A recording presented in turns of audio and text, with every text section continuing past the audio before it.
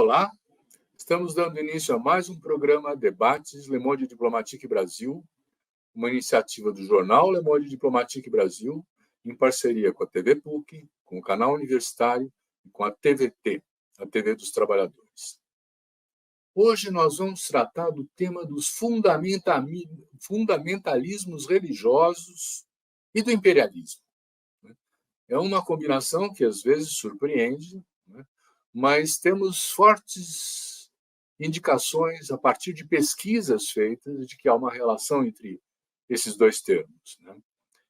E vamos discutir também implicações do fundamentalismo na vida de todos nós, na política. Para tratar desse tema, nós convidamos duas pessoas que eu vou apresentar para vocês agora. Eu quero apresentar a Angélica Tostes. Angélica é teóloga, feminista, mestre em Ciências da Religião. Coordena a pesquisa Evangélicos, Política e Trabalho de Base do Instituto Tricontinental de Pesquisa Social.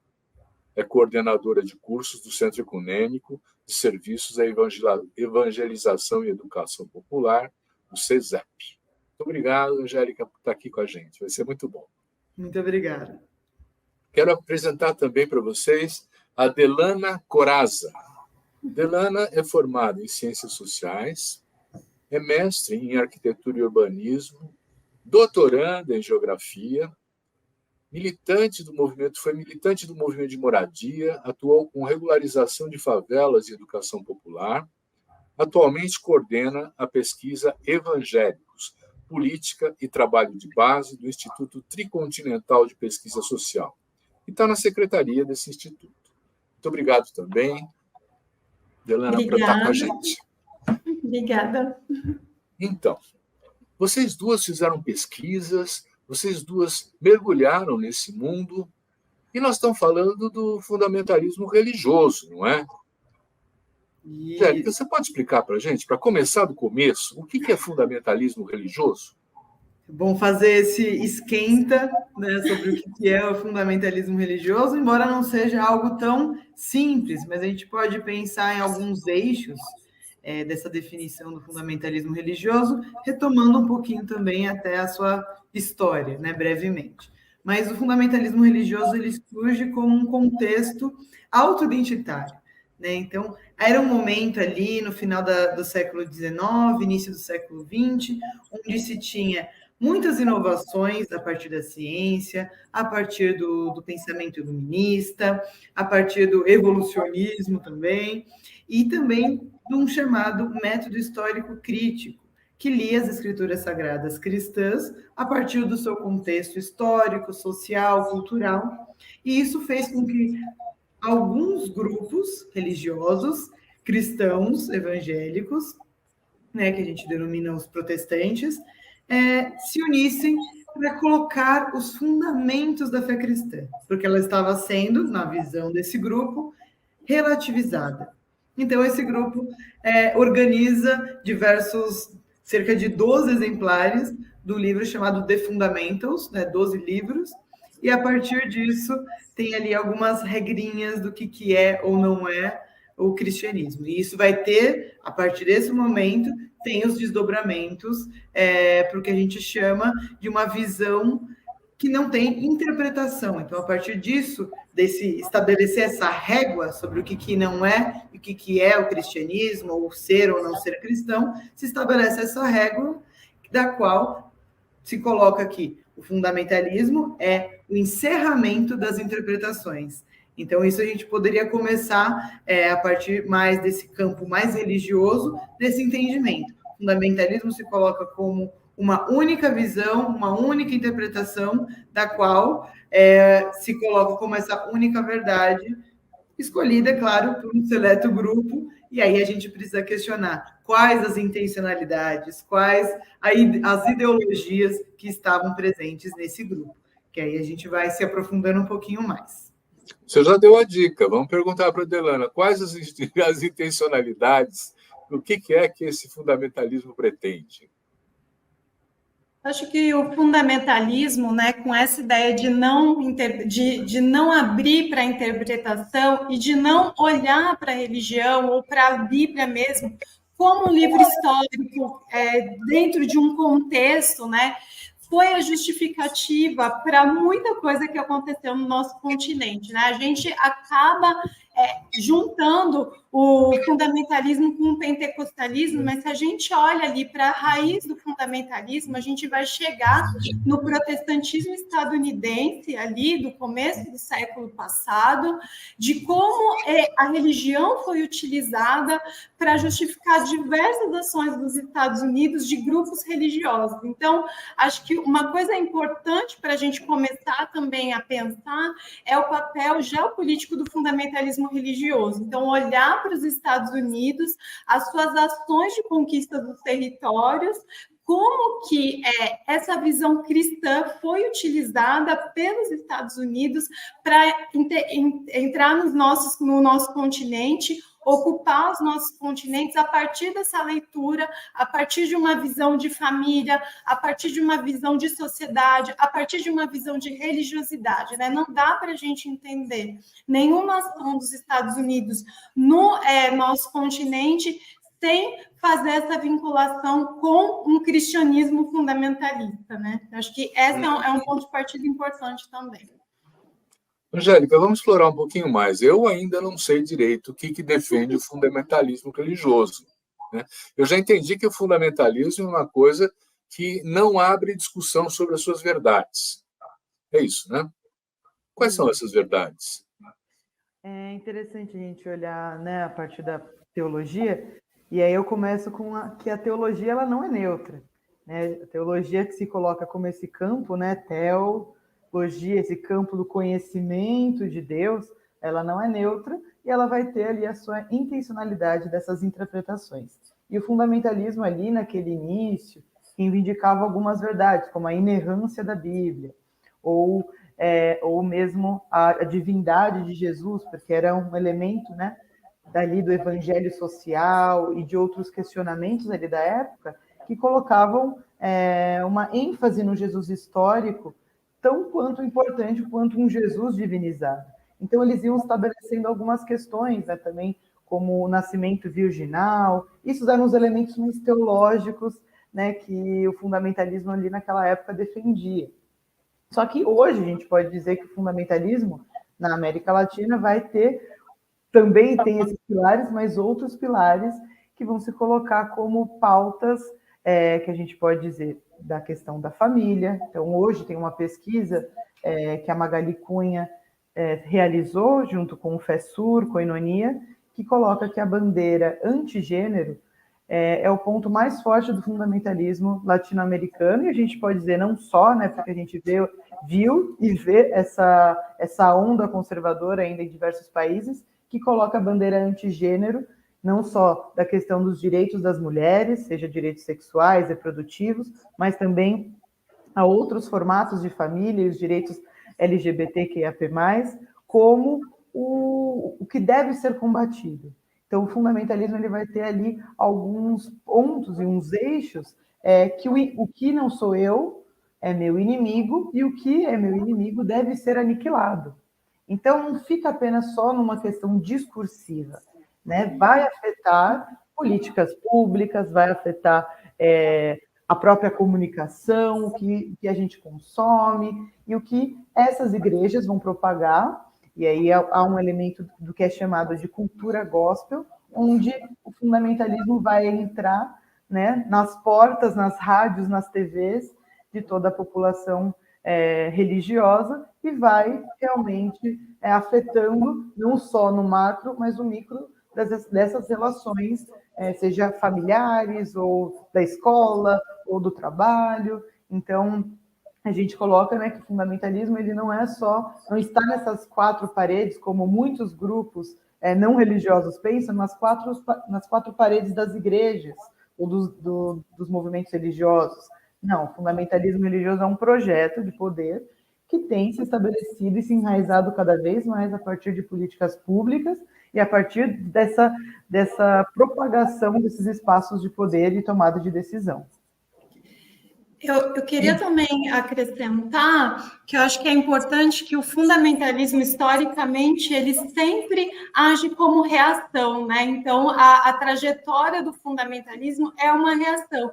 E aí dialoga isso com o que a Angélica falou, dessa construção do inimigo. Então, eu penso e eu formulo um certo pensamento, né, uma certa teoria, e tudo aquilo que é contrário a mim, eu tenho que aniquilar. E aí ele vai se reconfirmando ou se reconfigurando como reação às questões que são colocadas por ele, né? Então, eu acho que para além também das pautas antigênero, é muito importante a gente colocar a pauta anticomunista, anti-esquerda nesse processo, né? E como que o fundamentalismo religioso usou as questões de gênero, sexualidade, intolerância religiosa para combater esse comunismo, essa esquerda, né, que é o inimigo, né, sempre colocado como inimigo.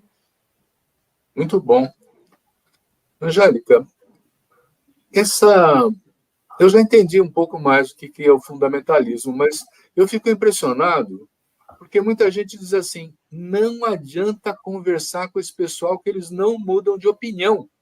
Não é? Isso é verdade?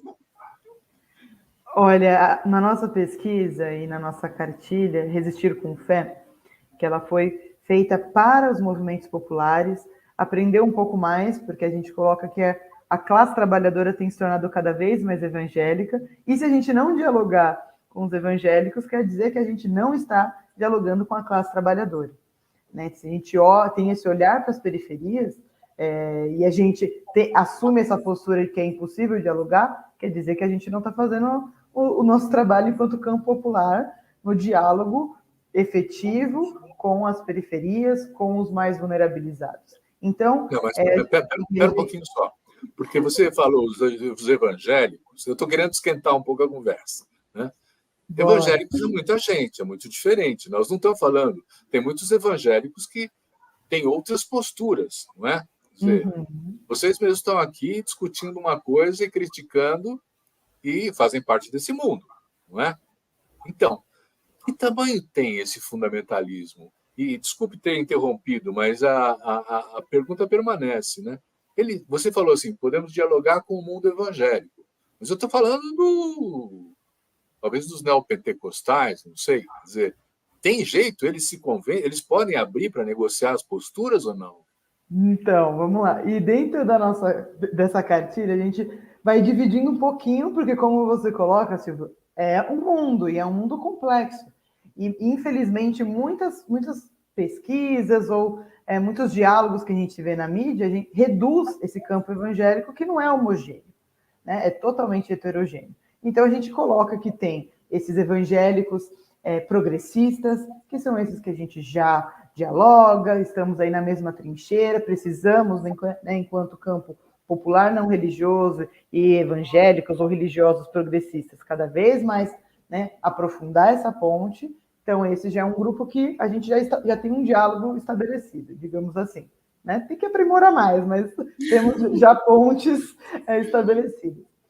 Temos os evangélicos, que a gente coloca evangélicos em disputa, que são esses evangélicos que provavelmente vão ter valores conservadores, a partir ali daquele ethos religioso da qual ele está inserido, mas que é possível dialogar a partir dessa concretude da vida, dos problemas concretos. Então, a gente consegue estabelecer pontes de diálogo. E tem os que a gente coloca que são os fundamentalistas, né? Que não necessariamente a gente já coloca como pentecostal, neopentecostal, porque tem muito muito protestante histórico também nesse chamado fundamentalistas, que muitas vezes a gente não olha. Só que basta a gente retomar o governo anterior e a gente vê que os cargos de poder dos ministérios, seja da educação, o ministério, né, da família, eram de pastores protestantes históricos, sem contar, né, a indicação de André Mendonça, né, enfim. Então, é bom a gente ter esse olhar também e não né, colocar fundamentalismo igual pentecostalismo e neopentecostalismo. Então, mas voltando, esse grupo que se coloca como fundamentalista, não há diálogo, porque para eles não tem possibilidade de pensar outras formas. a partir, seja da religião, seja da economia, seja da política. Por isso que também a gente gosta de utilizar o termo fundamentalismos, porque o fundamentalismo ele não é só religioso, né? E isso é importante. Com esse grupo, a gente não tem diálogo, a gente tem, de fato, enfrentamentos, a gente tem disputas, seja de discurso, seja de poder, seja de território. A gente precisa criar cada vez mais estratégias para desarticular ou frear esses discursos para que não atinja ainda mais, né, os direitos que foram conquistados com muitas lutas e que cada vez mais com essa organização desse seleto grupo, a democracia vem sendo enfraquecida, né? Tanto porque o fundamentalismo religioso ele também está aliado, né, ao neoliberalismo, ele também está aliado a essa política de extrema-direita, né? Esse fascismo que vem cada vez mais corroendo, né, essa democracia construída a muito sangue, muito suor e muita luta. Então, esse grupo não há diálogo, esse grupo tem que ter enfrentamento mesmo. Que tamanho tem esse grupo, hein? Vocês têm uma ideia? O grupo fundamentalista, a gente não tem ideia do tamanho, mas a gente tem ideia da força, né? Acho que isso é muito importante, porque quando a gente vai falar de fundamentalismo, ou quando a gente fala de direita e de evangélicos, que a gente tem que combater, a gente pensa muito nesses pastores raivosos que estão nas grandes mídias, ou, né, ou nos próprios ministros bolsonaristas que ocuparam lugares fundamentais, né, como a Angélica falou, pastas fundamentais do governo Bolsonaro, como educação, justiça, direitos humanos.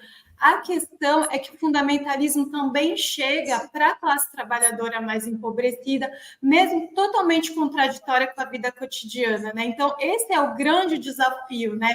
A força do fundamentalismo talvez não esteja tanto no seu número, né? Se a gente pensar, não é a maioria, não deve ser a maioria dos evangélicos que são fundamentalistas, né? A gente pode falar numa maioria conservadora, tudo, mas fundamentalista a gente não tem esses dados. A questão é que eles atravessam a classe trabalhadora, né? Então, aquela senhorinha que trabalha na sua casa, que tem um filho homossexual, por mais que ela veja ali que ela não quer que o filho morra, ela não acha que o filho é pecado, enfim, mas ela é atravessada ali por uma culpa que está colocada no cotidiano dela, porque os pastores evangélicos estão no cotidiano da classe trabalhadora, né? Então, se a gente pensar numericamente, hoje, né, o último dado do Datafolha foi que os evangélicos são 30% da população brasileira. Já é um número muito grande. Só que vamos pensar nesse número, né? Se a gente vai para as periferias das grandes cidades, ou mesmo dos campos, tudo, a gente vai perceber que esse número é muito maior, né? O percentual de evangélicos nas periferias seguramente que é mais 30%. Se as pessoas não moram na periferia, mas não vão para a igreja, elas estão ali imersas numa cultura já evangélica. Então, as paredes estão cheias de salmos, as pessoas se tratam como irmãos, né? Então, existe ali uma vida crente que tem se fortalecido nesses territórios. O pastor, ainda que ele não seja ali um fundamentalista que vai defender os seus fundamentalismos, ele acaba reproduzindo, né? Porque é isso que tem hegemonizado de fato. E aí ele está no cotidiano daquela igrejinha, né? Então, numericamente é importante ali, os pastores, tudo, e o fundamentalismo vai chegar ali de alguma maneira, e o desafio é barrar, né? Nisso que a Angélica falou. Tem os fundamentalistas que estão ocupando os espaços de poder e tem o pastor que está reproduzindo aquilo, mas a gente entende que esse pastor nos territórios ainda está em disputa, porque a vida ali cotidiana dele está em contradição com esse fundamentalismo, né? Então, o que fazer, que é o desafio que a gente tem o chamado, que a gente fala que a batalha de ideias a gente tem feito também com a esquerda para falar, companheiros e companheiras, vamos olhar para esses territórios, vamos olhar para o tema da religião e fazer essa disputa. Colocando mais tempero nessa questão. Por favor. Eu acho que é importante a gente pensar que o fundamentalismo, como a Adriana colocou, é sempre uma reação. E essa reação, quando a gente olha a história da América Latina e a história da própria teologia da libertação, uma teologia nascida em territórios, né, de Abya Yala, nascida aqui no nosso chão, a gente vê que houve, e ainda há, digamos assim, muito investimento para que esse tipo de pensamento teológico da libertação ou outras tantas teologias, como teologia feminista, teologia negra, teologia queer, LGBT, não chega, o acesso ainda ele é restrito. E porque houve e há um investimento para que, de fato, essas teologias fiquem às margens. Né? Então, ao mesmo período, né, ali, naquele momento, década de 70, que há ali o florescimento da teologia da libertação, há o período das ditaduras aqui, também há um investimento, né, de igrejas, das grandes igrejas, esses trabalhos evangelísticos, né, de grandes conversões nesses territórios, da qual eu vou cada vez mais colocando de lado essa teologia da libertação, que aí, para esse grupo, né, e tem documentos, como o documento de Santa Fé, que vai colocar, né, é a ideologia marxista fantasiada de religião e todo esse pensamento que vai sendo fomentado ali como algo a ser combatido, e a gente precisa investir em outra coisa, de alguma maneira. E a gente vê esse crescimento, né, dessa igreja, de uma igreja mais pentecostalizada, de uma igreja que vai ter a sua teologia, o seu referencial com base no norte, não mais, né, olhando aqui o nosso chão, mas as teologias ali do sul dos Estados Unidos, e são essas teologias que esses pastores, pastoras, seja das igrejinhas pequenas das periferias ou das igrejas, né, grandes pentecostais ou das protestantes reformadas, vão beber. E aí a gente vai ter, né, esse calvinismo, né, o calvinismo mais intelectualizado, mas que também fomenta a mesma questão ideológica do fundamentalismo, desse combate ao marxismo ou a qualquer pensamento crítico, né? Sabe o que eu estou pensando? Não, diga. Não, acho que também uma questão que eu acho que é importante para a gente também em relação a isso que a Angélica falou, né? É a questão da metodologia de trabalho das igrejas. Se a gente olhar para a teologia da libertação e toda a metodologia da teologia da libertação, a gente pode fazer um salto e olhar para as igrejas evangélicas hoje e pensar como, de alguma maneira, absorveu essas metodologias e traduziu. Por exemplo, né, existe um corte teológico ali que foi feito pela teologia da libertação, que é: você não precisa mais morrer para encontrar o reino dos céus. Você pode encontrar a felicidade na terra a partir da justiça social, de uma organização coletiva e construir essa justiça social como povo, como nação, como continente. E aí, a teologia da prosperidade, usando muitas vezes da mesma metodologia e do mesmo corte teológico, faz essa tradução a partir da felicidade individual. Eu não preciso mais morrer para conseguir a felicidade, mas a partir do meu esforço individual, da minha fé, a partir de uma cartilha, entre aspas, muito bem organizada do que é ser crente, eu vou conseguir essa felicidade. O que também é contraditório com a vida cotidiana do trabalhador nas igrejas, porque é uma vida comunitária, é uma vida de autoajuda, por isso que a gente fala que está em disputa, né? Então, porque na vida cotidiana, essa felicidade individual a partir do meu esforço não acontece, por conta das contradições do próprio capitalismo, né? Então, são disputas são rachaduras no discurso fundamentalismo que o campo progressista tem que se inserir. Muito bom. Né? Você sabe que eu estava pensando, as pesquisas sociais dão mais ou menos 30% para a direita, mais ou menos 25%, 30% para a esquerda no Brasil, e você tem esse campo do meio, que está em torno de 40%, alguma coisa assim. Né?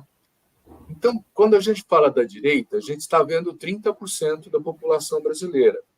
Mas a extrema-direita está alguma coisa como 15% nas estimativas dessas pesquisas. Vocês acham que coincide com o fundamentalismo religioso, esses 15%, ou tem algum elemento para comparar? Quer falar?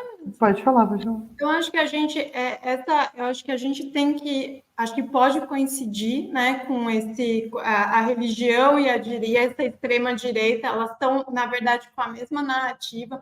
No Congresso, né, se a gente pensar as bancadas da bala, a bancada bala, boi e Bíblia, né, são muito organizadas nas suas ações institucionais, então eu acho que a gente pode chegar próximo a esse número. Assim. Uhum. Bom, vamos fazer a passagem para a política. Vocês estão falando de valores, vocês estão falando, vamos dizer assim, de uma religião que olha para trás e tem saudade do que era, que não vai aceitar inovação, transformação, nada disso, né? Mas vocês dizem na pesquisa que há um vínculo entre a religião e os projetos políticos de dominação, não é?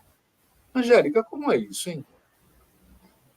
Quando a gente pode até olhar um pouco mais atrás, né? A gente vê que quando que religião, né, ao meu ver, é uma linguagem, e a linguagem ela é também poder, né? E como essa gramática religiosa, ela vai tendo espaço que não começa de agora, né? A gente olha lá para trás e vê um cristianismo já aliado ao império, né, de Constantino, e como isso também já vai estabelecendo alguns trejeitos, né, de um cristianismo vinculado à política. A gente vê que hoje em dia também isso não é tão diferente, né? A gente olha as cruzadas lá atrás e vê todo esse enfrentamento, né, do que a gente tem aqui, de alguns grupos escolhidos a serem combatidos, a gente vê que se assemelha muito a uma metodologia de um cristianismo que foi aliado ao Império lá atrás para um cristianismo aliado ao Império aqui hoje, né, no Brasil de 2023. E aí é muito importante a gente olhar como que essa religião, que tem ali as suas próprias contradições, que pode ser libertadora, mas pode ser opressora, ela, quando aliada a essa questão, né, da religiosidade, ela vai se tornando cada vez mais poderosa. E aí a gente pode questionar também a dimensão de um Estado laico aqui no Brasil, né? E também olhar que o fundamentalismo religioso não é só evangélico, ele é cristão, né? Então a gente até vincula aquela pergunta lá atrás, né, sobre essa direita, extrema direita, né?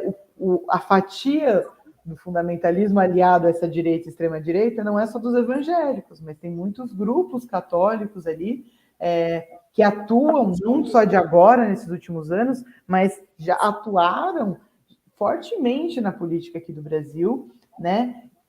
Com essas mesmas pautas, talvez com uma outra linguagem, mas as pautas são as mesmas, né? Tem a pesquisadora Brenda Carranza que vai falar quase, né, utilizando e fazendo quase uma brincadeira como um ecumenismo neoconservador, porque eram grupos que não se dialogavam, né, o catolicismo e o evangelicalismo, que se dialogam agora, né, nessa conjuntura política de frear esse avanço dos direitos das mulheres, dos direitos LGBTs, das minorias, né, da questão da terra, porque é muito importante também, né? O racismo entra aí também? Entra, com certeza. A questão, né, dessas pautas que a gente pode colocar, né, algumas pautas identitárias, né, que aí é tido como, entre muitas aspas, né, o mimimi, que eles gostam de repetir fortemente como mantra, e se unem para frear esse avanço dos direitos. Então, é importante a gente olhar esse lado da religião cristã como um todo, e não mais apenas também nos evangélicos, quando a gente vai falar de política. Acho que no Brasil... Peraí. Você vai falar o que você quer falar agora, mas fala também sobre o lugar que tem a mulher nesse fundamentalismo. Tá. Eu vou, então, só falar um pouco desse recorte histórico ali, de alguma maneira, dessa relação com a política e com os evangélicos, que eu acho que é importante até para a gente chegar na questão das mulheres, né? A gente fala que desde a ditadura começa... Eu falei do corte teológico da teologia da libertação, né, dessa questão de ir ao mundo. Acho que é importante pensar que os evangélicos eles tinham tradicionalmente essa questão de não estar no mundo, né? Então, as coisas dos evangélicos são as questões espirituais que estão separadas no mundo. Na ditadura, isso começa, já na ditadura no Brasil, isso já começa a mudar. Alguns jornais da Assembleia de Deus e da Igreja Batista, que é uma igreja histórica, começam a trazer algumas reflexões mais políticas em defesa da ditadura. Eu acho que de novo, importante a gente não generalizar como, então todo evangélico naquele período defendeu a ditadura, isso não é uma verdade, mas isso foi ocupado do ponto de vista político majoritariamente pelo campo conservador. Então, esses jornais que nunca falavam de política e do mundo passam a falar como defesa e, de novo, como reação às pautas progressistas que estavam em jogo naquele momento, vinculado muito fortemente à questão anticomunista, né? Então, e as pautas de gênero e sexualidade já estavam vinculadas a essa pauta anticomunista e também a intolerância religiosa, a questão da intolerância religiosa, que a gente pode fazer esse paralelo com a questão do racismo, né? Então, na ditadura, isso já começa com alguma resistência dos evangélicos a aparecer. Isso ganha força, como a Angélica falou, dessa questão do Estado laico. Os evangélicos, engraçado, eles acabaram lutando ali no processo de redemocratização pelo Estado laico, muito também anticatólico, com uma visão anticatólica, entendendo que o catolicismo hegemonizava ali os espaços institucionais e a sua briga por um Estado laico tinha a ver com que os católicos perdessem esses privilégios, e eles acabam se organizando para ocupar também esses espaços. E tem uma mudança, né, do evangélico não se mete em política para irmão vota em irmão, né? Então já vai ali no processo de redemocratização aparecendo ali essa inserção dos evangélicos no campo político, que se fortalece lá no governo Collor, né? Já tem movimentos organizados para a eleição e sempre vinculadas às pautas anti-esquerda, anticomunista, antigênero, anti os direitos civis, que estão ali também dialogando com o Reagan nos Estados Unidos da década de 80, assim, que a direita cristã também foi muito importante. E aí tem esse avanço aí no bolsonarismo, que a gente, como a Angélica também colocou, a gente entende como um projeto de poder contra a teologia da libertação, que está ali hegemonizando os territórios, né? Qual que é o papel das mulheres, né? Vamos fazer esse salto gigante para as mulheres. Eu acho que a gente pensar também, do ponto de vista até sociológico, o papel das mulheres nas periferias, né? Então, qual que é o papel protagonista dessas mulheres nas periferias? E, no caso dos evangélicos, elas têm um papel muito importante, que é o papel da conversão, né? Então, geralmente, são as mulheres as primeiras que vão para a igreja, e aí elas levam os maridos que estão com problema de emprego, que estão com problema de alcoolismo, elas têm um papel fundamental. Do ponto de vista numérico, o rosto evangélico hoje no Brasil é de uma mulher negra moradora da periferia. Então, os evangélicos têm raça, tem classe e tem gênero, né? É uma mulher negra da classe trabalhadora mais empobrecida, assim. Então, olhar para essa mulher, quando a gente vai também pensar no diálogo, né? Quando a gente coloca os evangélicos como fundamentalistas, tudo, e não pensar que, de fato, né, são os evangélicos em sua maioria, ainda que não tenham poder, acho que a Angélica pode falar um pouco da organização da igreja, né?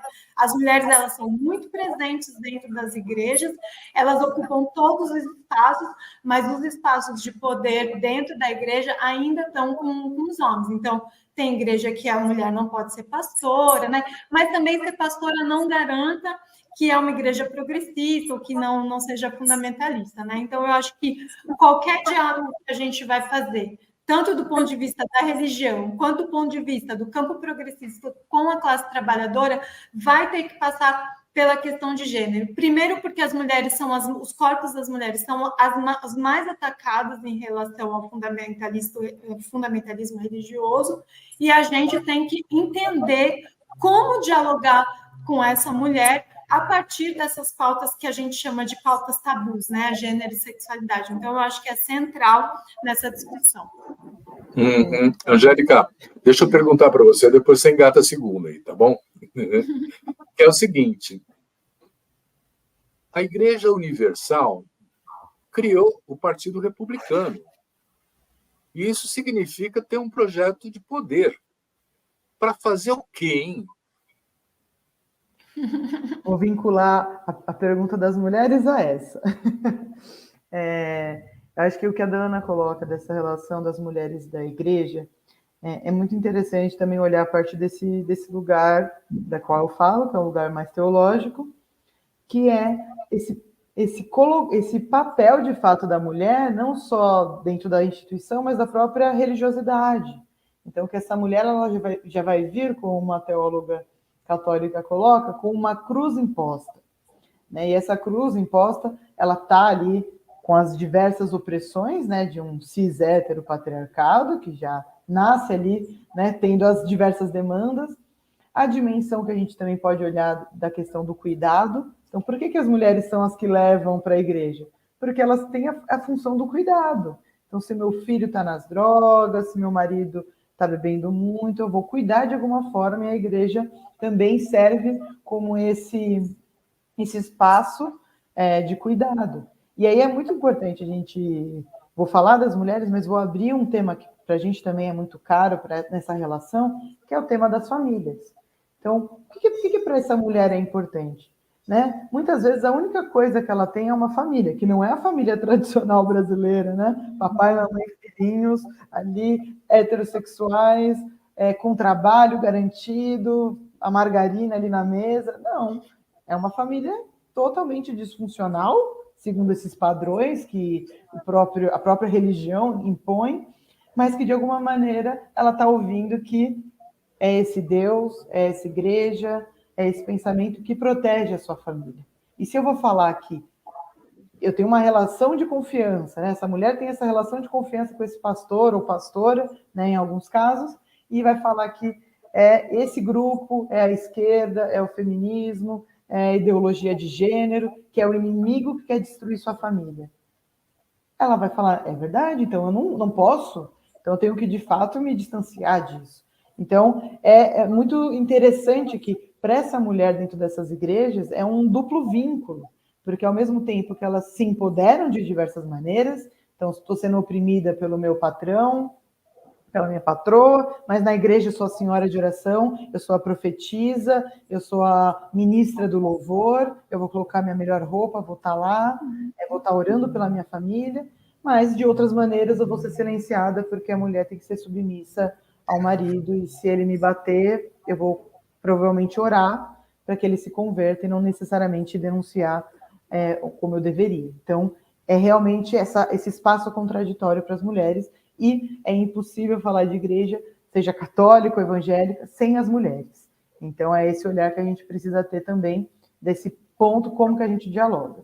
Agora, pensando, né, nesse tema família, né, que é um tema muito caro ali para alguns grupos que pegaram esse tema da família e colocaram como seu, esses grupos de extrema-direita, os conservadores. Só que família tem que ser um tema que a esquerda também deve debater, porque quando uma igreja se organiza para formar um partido, ele vai falar que é para proteger a família, para estar nos organismos de poder e de decisão, para proteger a família e os valores da qual aquela família é estabelecida. Então, é isso que o discurso ele vai ser colocado, né? Essa tendência, né, do irmão vota em irmão, e de um pastor que vai indicar ali, e eu posso até falar pela minha própria experiência numa igreja da qual eu cresci a minha vida inteira, e fui sair há 10 anos atrás, da qual eu cresci tendo políticos do PSDB na minha igreja pelo menos uma vez por ano, seja o governador na época, o prefeito na época, porque tinha dois membros da igreja, que eram filho do pastor principal, que eram vereadores, depois se tornou deputado do partido. Então, assim, é impossível. A gente coloca que os evangélicos eles não são esse grupo homogêneo e que não devem ser colocados como esse grupo homogêneo que é facilmente manipulado.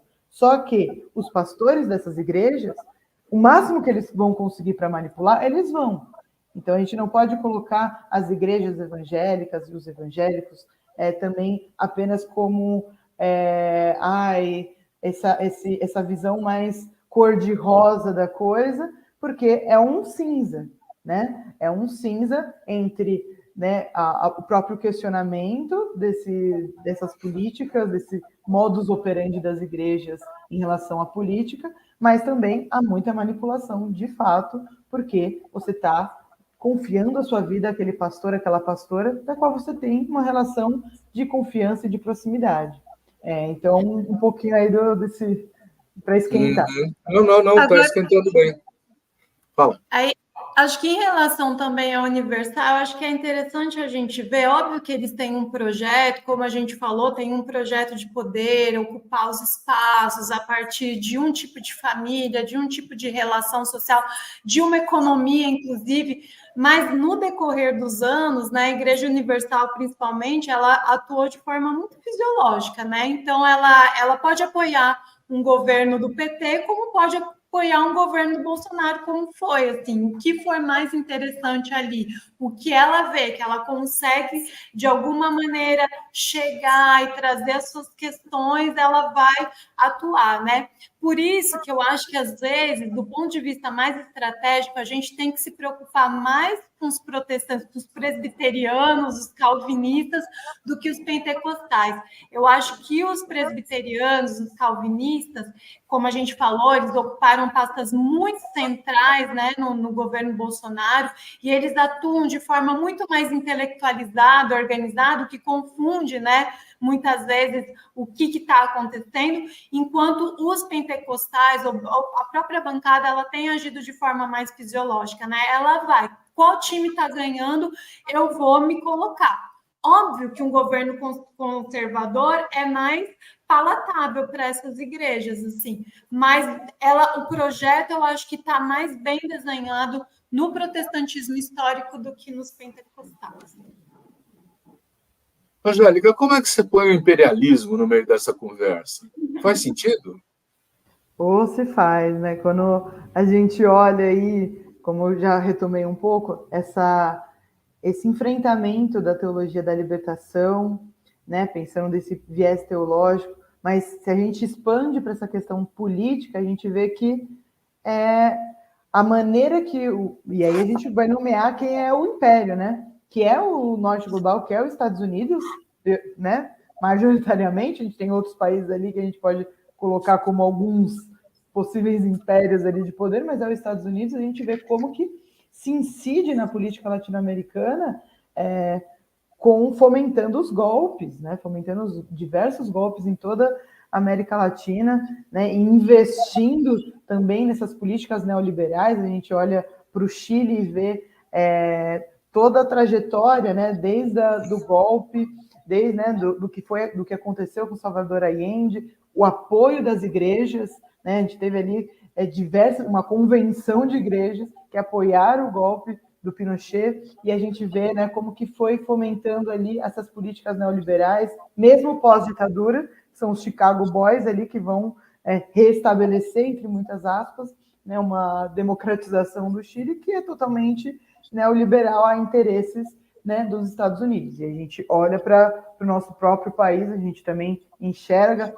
como até a Delana já comentou, a dimensão da ditadura aqui brasileira, e como que os Estados Unidos ele vai, de fato, né, a partir desse projeto de imperialismo, atingir esses territórios, da qual eles mesmos consideram, né, quintais, e vai utilizar as armas possíveis. Pode ser a violência, de fato, física, sim, mas pode ser outras formas, né, o que a gente pode, talvez, chamar, né, muitos já colocam, né, a questão das guerras híbridas, e como que esse enfraquecimento das políticas, né, externas de países vai colocando, enfraquecendo esse governo, talvez que esse império não concorde. Então é muito importante a gente olhar a trajetória da América Latina, dos golpes latino-americanos, como que sim, vincula a religião, porque normalmente vai estar vinculada, né? A gente tinha slogans, né? Mate um padre, seja patriota, e isso, e padre, né? Principalmente no período da teologia da libertação. Então a gente enxerga que esse vínculo entre imperialismo e fundamentalismo é quase visceral, porque surge a partir, né, dessa doutrina moral de eu vou de fato salvar, eu vou ali dominar, e aí umas coisas meio mescladas, estou ali para converter e levar a palavra e libertar, ou estou para dominar esses territórios e conquistar politicamente, né? As coisas vão se misturando nessa linguagem, nessa gramática religiosa, só que é um projeto muito concreto de dominação e exploração desses territórios a partir de políticas do que a gente pode chamar, né, de guerra híbrida, para enfraquecer essas democracias e favorecer essas políticas neoliberais estadunidenses, né? Sabe que tem umas contradições assim que me deixam pensando. Eu não tenho muita segurança de como interpretar isso, né? Você pega, por exemplo, que vocês estão falando de que na periferia das cidades os evangélicos são cada vez mais numerosos e ocorre que lá são também onde se concentram mais os negros, né? E, no entanto, você tem a satanização das religiões afro, aquelas invasões, os ataques, as agressões, chega até a agressão física, né? Quer dizer, Delane, como é que combina uma coisa dessa? Se esse povo evangélico fundamentalista também é negro, como é que ele combate as religiões afro? É uma grande contradição, né? Eu acho que essa construção desse fundamentalismo, né, vinculado aí, que a gente pode chamar também uma tradução do neopentecostalismo, tem uma teologia que é a teologia do domínio. Então, a teologia do domínio, ela pressupõe a conversão do outro para a salvação coletiva. Então, se eu converto o outro para o meu projeto, o meu país, a minha nação vai se salvar, e eu acho que isso dialoga com também as ações imperialistas, sempre foram a partir dessa narrativa, e, como eu disse, assim, desde sempre foi construído as outras religiões como inimigas, né? O protestantismo no Brasil, ele nasce muito fortemente anticatólico, mas na atual conjuntura eles se unem, né, por um projeto aí comum, fundamentalista, mas ele também nasce ante qualquer outra religião, né? Então, se a gente pensar, tem muitos relatos de que falam, a sua vida tá ruim porque você era do candomblé, você era da Umbanda, né? Então, daí o que a gente tem chamado mais do que de intolerância religiosa é a questão do racismo religioso, né? Tem essa vinculação. Ao mesmo tempo, né, que algumas pesquisas elas afirmam que os negros evangélicos são os mais críticos das pautas fundamentalistas, né? Então, de fato, esse território é um território cheio de contradições, né? Ele é cheio de eu defendo isso, mas eu discordo daquilo, né? É ali no cotidiano mesmo que essas contradições elas se apresentam fortemente e que elas vão sendo, na verdade, a dialética dessas contradições elas vão acontecendo de quem está ali de alguma maneira organizando aquele território. Mas eu acho que uma explicação, né, dessa questão dos ataques e que no limite vai chegar ao que está acontecendo no Rio de Janeiro com a relação traficantes e evangélicos, nada mais é do que uma leitura fundamentalista da Bíblia, né? Tudo que não for eu tenho que aniquilar. Como que eu aniquilo? A partir de oração até armas, assim, né? Se a gente aí vai fazer uma leitura teológica mais da punição, né, desse Deus mais guerreiro aí, as armas, elas são utilizadas para destruir esse mal, né? Então, eu acho que desde a minha vizinha, eu não quero chegar perto da minha vizinha porque ela é da macumba, né? Eu tive uma experiência agora no WhatsApp dos meus filhos, da escola. Meus filhos estudam numa escola pública e um evangélico estava no grupo e porque o tema da festa era bruxas e monstros, ele estava muito revoltado, assim, né? Então, desde isso, né, de coisas sutis até o ponto do traficante se juntar com os evangélicos contra esse inimigo comum, né? A gente tem uma discussão que não existe, na verdade, esse narcopentecostalismo. Ele é só uma tradução do fundamentalismo religioso no seu limite. Muito bom.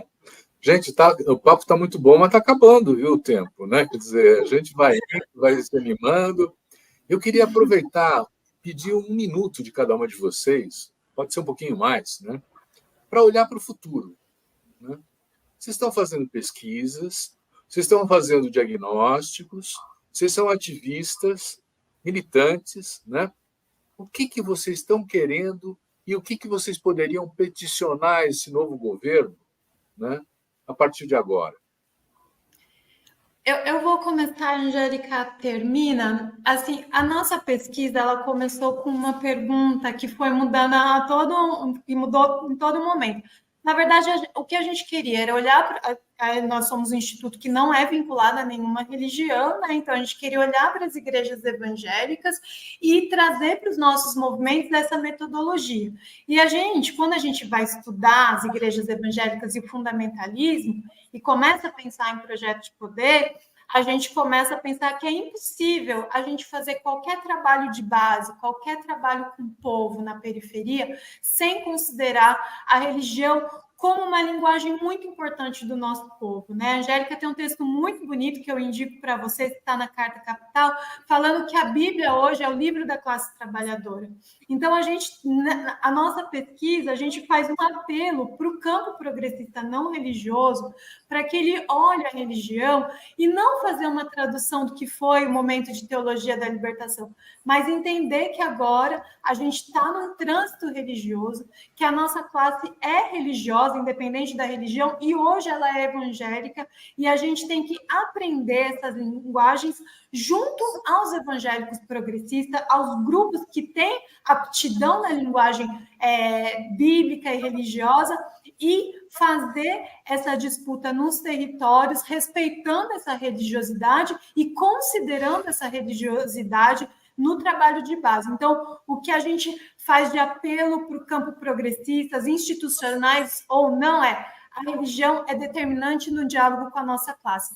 Sem considerar a religião, a gente não vai avançar no trabalho de base, e hoje a gente precisa fazer esse trabalho cotidiano de formação, de educação popular, que foi já tão bem sucedido na nossa história, mas agora com outra roupagem. Muito bom. Angélica. Assino embaixo que a Delana coloca e acrescento também essa dimensão que, né, nesse canal, nesse momento que a gente está falando, aos também pessoas que estão fazendo pesquisas, que estão trabalhando, não desconsiderar a religião quando for fazer uma análise de conjuntura, seja do Brasil, seja da América Latina, porque é impossível. Nosso povo latino-americano, ele tem fé.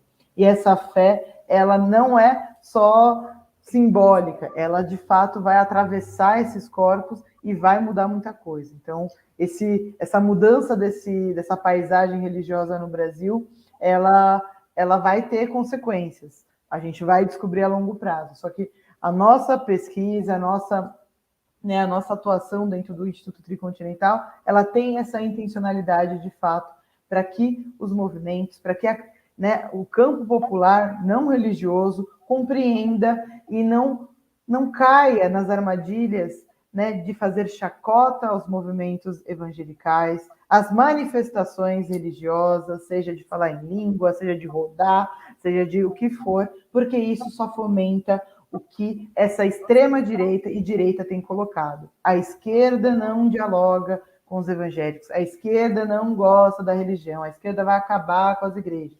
Então, tomem esse cuidado na hora de fazer críticas, façam críticas, mas não desqualifiquem a espiritualidade dos irmãos e da classe, dos companheiros de classe trabalhadora que somos. Tá ótimo.